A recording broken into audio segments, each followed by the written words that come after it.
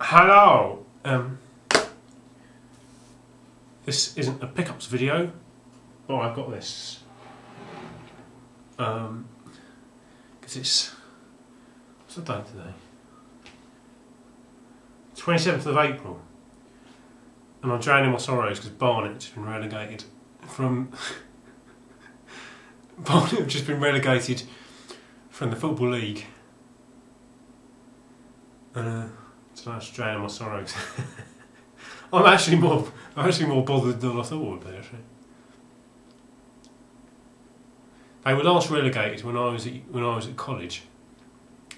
I think they were promoted almost straight away, I think. And back then I can remember being really gutted. I'd not seen them in years, but I was just like really pissed off.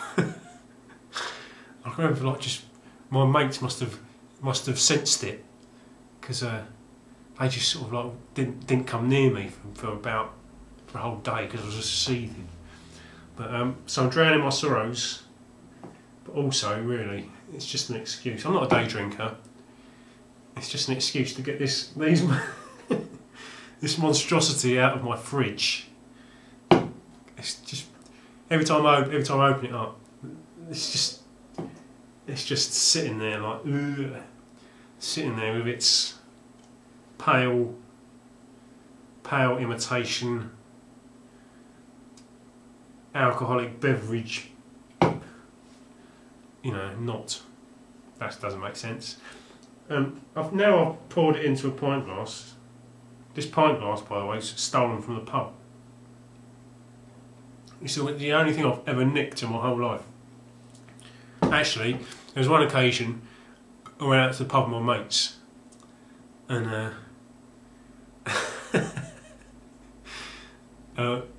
it's my friend Adam was driving, and it was to a pub quite a way out. It was one of those pubs where all the youths go. So it's like on a nice warm summer's evening, it'll be packed full of underage drinkers, and it was one of those. But we were just about of age, I think. We weren't illegal. We went there, and my mate Nigel got a bit drunk because he was like that. He didn't really know how to control himself, and he nicked. Or did I nick? I don't think it was me. I think it was him. He nicked a pint glass. And it was one like this, a tankard, because he wanted it because of its sort of iconic shape, you know. And he nicked it, put it in the back of Adam's car.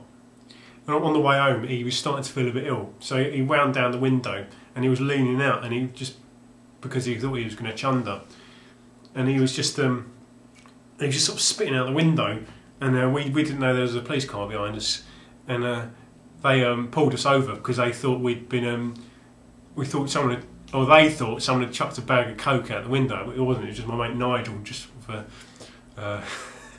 true story, not much of a story, but and they made us drive all the way back to the pub, you know, and they went, you know, we'll check, we'll be driving back that way, we'll check if you've brought the glass back.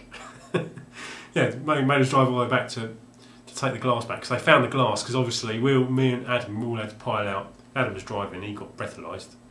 We all had to pile out, and they searched through Adam's car, found nothing, and except this pint glass. So that was sort of worthy, you know, not a waste of their time, but they could be catching proper criminals. But what made it worse is I was dying for a piss, proper dying for a piss.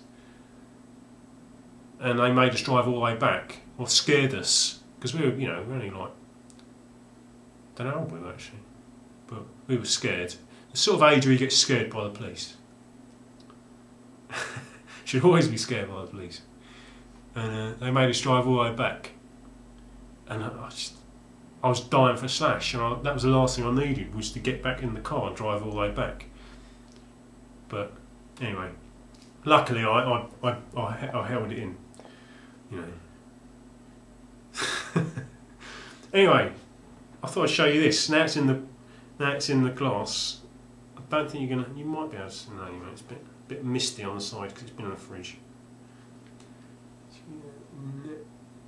Yeah, course you're not going to see that, are you? Hold it down. Tilt it slightly, you know. No, you're not going to see it. It looks disgusting. It looks disgusting as well. But it's sort of it looks a bit like flat lemonade, like consistency wise. It doesn't have a consistency of lager, and it fizzed. It didn't have a head, like didn't have a lager head. It sort of fizzed like lager. Let's just demonstrate. There's still some left. This is going to go like proper tits up, isn't it? I know me. Just get that.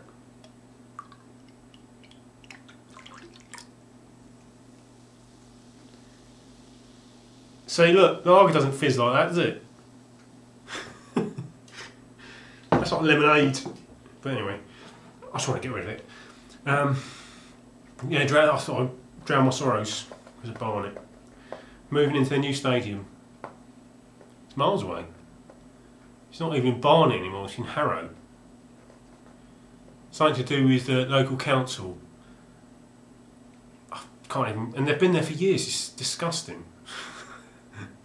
I've not been there for years as well, but I've not been, you know, not quite as long as Barnet have been at Underhill, but anyway. And they won't have the slope anymore. That was a selling point of the ground, the Underhill slope. But I don't know what they're going to do with it now. But anyway, so I've just got a little. I think you might have noticed if you've ever watched these videos in the past. If I haven't got the visual cues of a game or something like that, my mind sort of freezes. It doesn't freeze, it stagnates.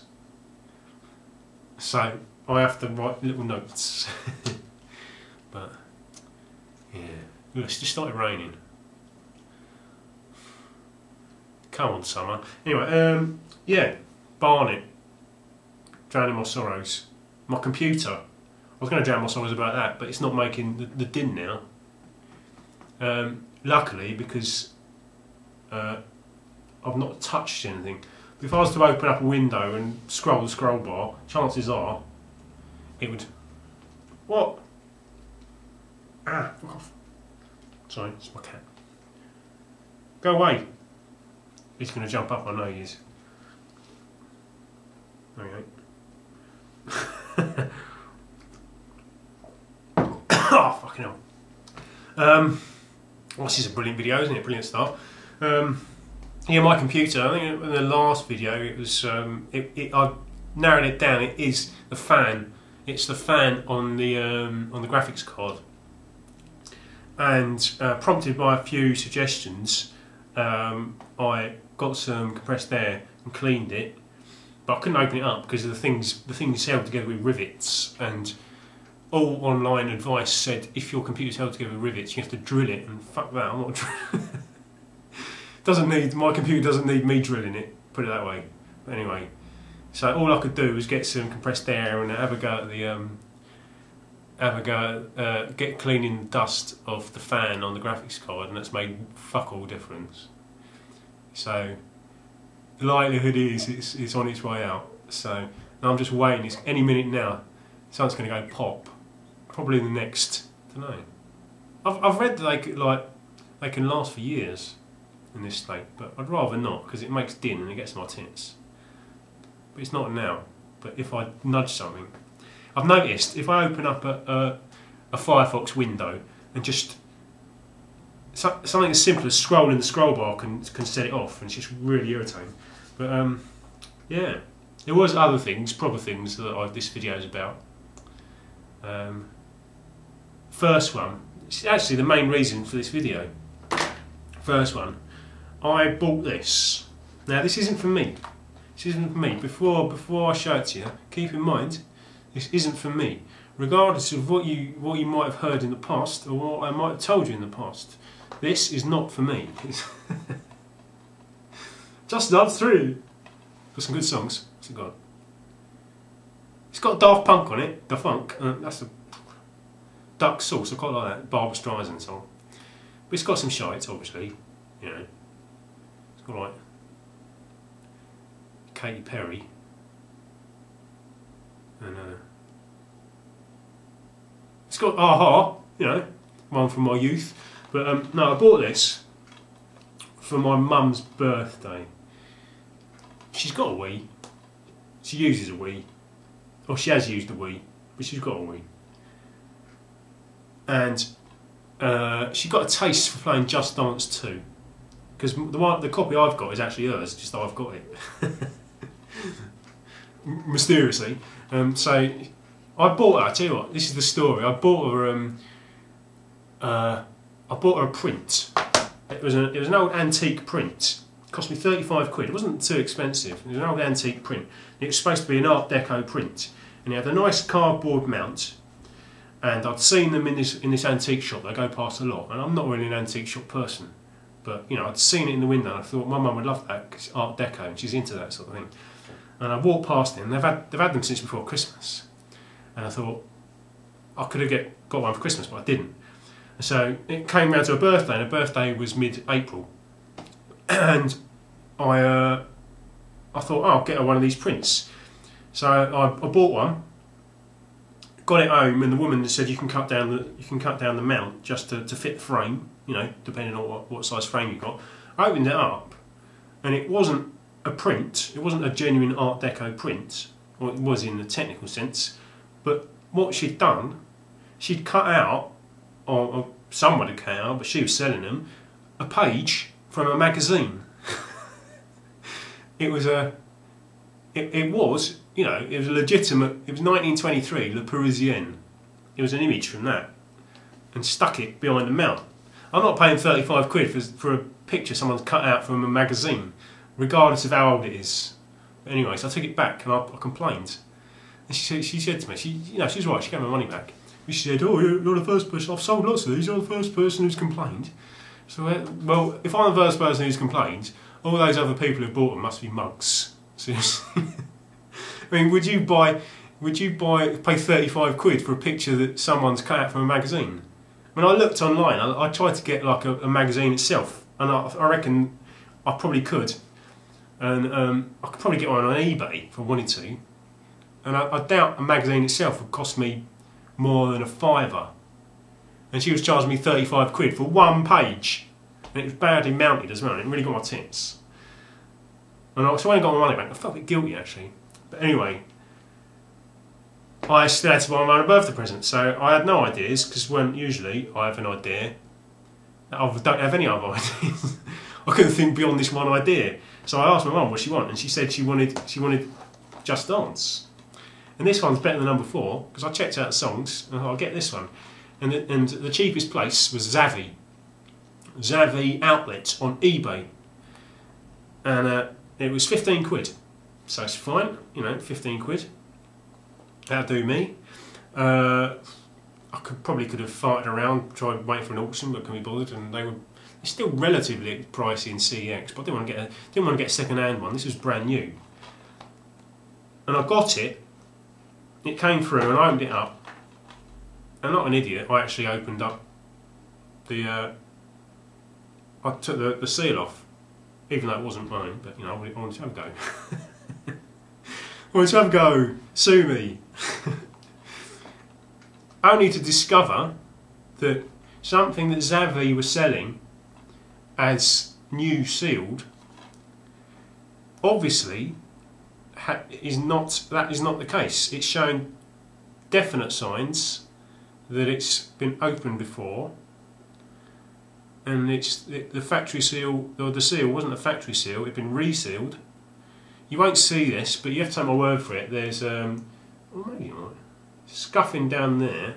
So obviously that's like the sort of the scuffs you get when you put things, take them off the shelf all the time. And there, those blobs there and there, and there's some sort of all round. That's like sticker residue. So there's obviously had something stuck on the front. So that really got on my tits, because Zavvi are selling stuff, it's misrepresentation or whatever it is, it's false advertising, isn't it? This looks like it's been. I mean, even the disc is spotless, but it has this sort of almost too perfect look about it. Almost too perfect. I don't know. It's sort of almost like featureless, as if it's been through a skimmer. I don't know. Been resurfaced. But I told my mum, and she was all right about it because she's like that.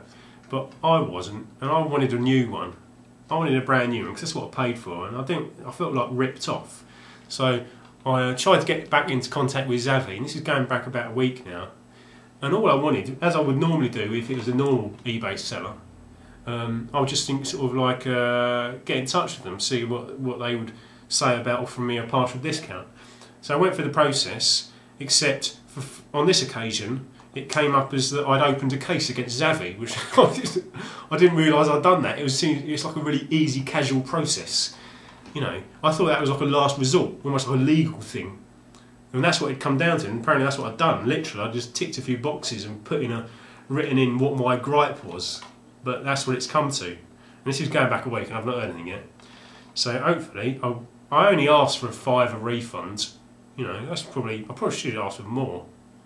But I didn't realise that's what it was coming to. I thought it was just going to be like a casual inquiry about whether or not they'd give me a refund. But I hope that doesn't go as a mark against me on my eBay account, some sort of frivolous claim. Because it's true, it's legit. I'm legitimately pissed off. Look. There you go. Those scuffs. That's not right, is it? It's not right, because it was like a it had the plastic. It didn't have a tear strip, but it had like the fold across the top. It wasn't just shrink wrapped or whatever you call it. You know, it wasn't just like that. But I'm still waiting. I bet they're just going to ignore me, the fuckers, aren't they? Because they're Xavi and they've got hundreds of thousands worth of feedback. But bastards. No, don't ever buy this stuff. It's disgusting. I just want to get rid of it. But there you go. That's one of my. I'm pissed off. Pissed off about this.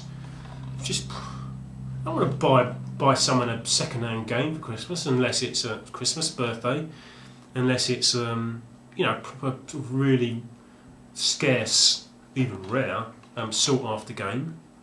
Something as common as cheap as this, mass-produced as Just Dance. You want a new one. You should be able to get a new one for a decent price. But so, pardon me, excuse me. Take Shox's cue. Man burps. Beer burps, man burps are the best burps. Where was I? Yeah, Xavi online. I wonder if anyone, does anybody know what their policy is? Is the eBay outlet, Xavi outlet? This stuff is supposed to make you drunk. The eBay Xavi outlet. Does anybody know what the policy is? I mean, is that what they do? Do they sell reconditioned games? Is there some small print that I've missed? I don't know. But that's what I've got here. I've definitely got a game which isn't brand new. It's definitely been opened at some point. It looks like it's been on. That's even worse. It looks like it's been on a shelf. It's got the telltale scuff all the way along the spine, and it's not shiny like a brand new game would be. Anyway, enough moaning. Moving on. It's something I've been wondering in recent weeks. There's been a lot of beef going backwards and forwards, flying backwards and forwards, and it's difficult to ignore. Difficult to ignore. And often there are arguments that are conducted in comments boxes on videos, because obviously this is YouTube and that's the forum, isn't it? And there's not really, apart from private messages, there's not really any other way to do it, is there? It depends what your aim is, I suppose. If your aim is, no, I don't know. But the proper thing would be to conduct arguments like that in private. But anyway, I was wondering, as far as somebody who can obviously can see this going on, what's the etiquette because I do then generally tend to stick to my own little corner of the internet. I'm not a massive, you know, like internet user as far as all these different websites and stuff, you know, social networking and whatever. I just tend to stick to the same place. Well, what's the etiquette? Well, for blue tonic, etiquette, etiquette. As far as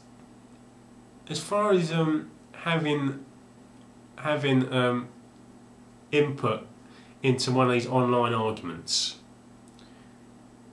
is it okay to join in? Because especially when it seems so ridiculous and unreasonable, which they have been. Is it okay to join in and turn it into just like a free-for-all? It feels like I want some, you know, often I feel like I want to sort of have a say because it's so ridiculous. But it feels like it's sort of, there's no respect for the person whose video it is. They should have the sort of almost like the control. And I don't want to turn it into like a free-for-all with like a comments box in someone's video, which it could do if sort of everybody piles in. But at the same time, I feel like a bit of a cowardly, weaselly bastard for not for not sticking up for people. But you know, I mean, in many respects, the people I want to stick up for are totally capable of putting up a good argument. You know, so in that sense, I'm okay. But I just want to know what the etiquette is, because you don't really see it, do you? As far as arguments are concerned, because that would just be carnage. Imagine, I mean, how reactionary people get in situations like that, in comments boxes and forums and stuff. It would just, if everybody just piled into everybody else's arguments. But sometimes it feels like the right thing to do, but obviously in most respects it wouldn't be, because it would, like I said, it would be carnage. But anyway, that's pretty much what I wanted to say. Apart from another football-related comment, I like my football. Obviously, I'm pissed off about Barnet. Mildly pissed off about Barnet. But I like my football. I'm a glory-seeking Liverpool supporter. I was born in '77, nearly 36. Born in '77. Even, you know, if I lean close, you might see my grey hairs. I was born in '77, when Liverpool at their peak, and when all the Liverpool team had like curly perms and moustaches. My dad didn't have a curly perm, but he had a moustache. And at that age, when you're that young, you make that connection. You know, your heroes.